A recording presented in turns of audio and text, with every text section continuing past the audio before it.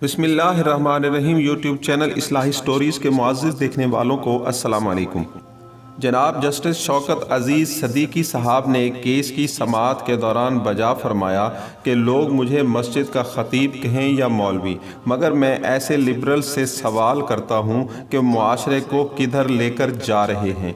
ये रिमार्क्स उन्होंने एक ऐसे केस में दिए जिसमें लड़का एक लड़की को भगा कर लाया और उल्टा लड़की के बाप के खिलाफ FIR भी फाइल कर दी कि उन्हें उससे जान का ख़तरा है और पुलिस प्रोटेक्शन नहीं दे रही। जिस पर फाजिल जस्टिस ने लड़के से पूछा कि उसे शर्म नहीं आई कि वो किसी की बेटी को भगाकर भी लाया है और लड़की के वालिदैन को जलील भी कर रहा है।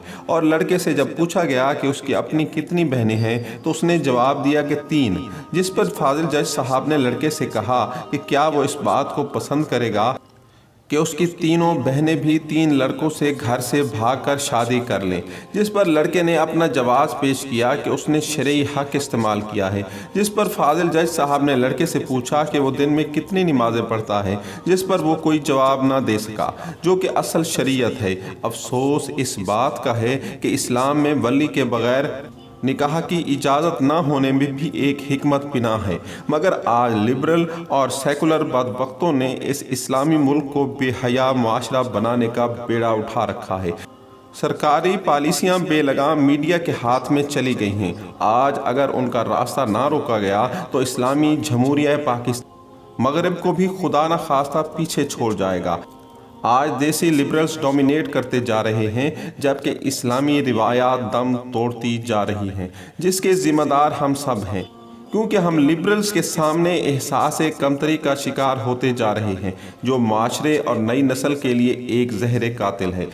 हमारे सामने रोज़ाना सड़कों किनारे सरेआम जिस्म फरोशी होती है। हमारे नौजवान लोथाई जीन्स पहनकर नीम भरना हालत मोटरसाइकिल चलाते हैं। स्कूलों कॉलेजों के लड़के बालों के वो स्टाइल बनाकर फिरते हैं जिनको हमारे ज़माने में बुज़ुर्ग कंजर स्टाइल कहा करते थे, और अब ये आम रिवाज है। हर गली में 2-2 ब्यूटी सैलून खुल गए हैं जिसमें लड़के मेकअप करवाते हैं। ये कौम की नई नस्ल क्या लड़ेगी? अपनी ज़मीन के लिए जो नई की दुकान पर जाकर नए स्टाइल के बाल कटवाने में मगन है और हिजड़ों की तरह सुर्खी पाउडर लगाकर बनने संवरने में मगन है। सोशल मीडिया की दुनिया में कोई प्रिंस है तो कोई किंग, चार्मिंग है तो कोई मून, अरे कोई इंसान भी है। सारा दिन लड़कियों से बातें करते रहते हैं। उन लड़कियों के वालिदैन पर मुझे हैरत होती है जो इतने बेखबर हैं। अपनी बच्चियों की जानिब से कोताहियाँ अपनी ही होती हैं, फिर इल्ज़ाम कंप्यूटर पर, मोबाइल फ़ोन्स पर और इंटरनेट पर धर देती हैं।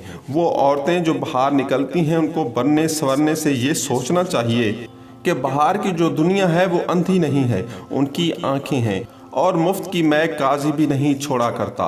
औरत तो फिर मर्द की कमज़ोरी है, वो इस सहूलत से फ़ायदा क्यों कर ना उठाए।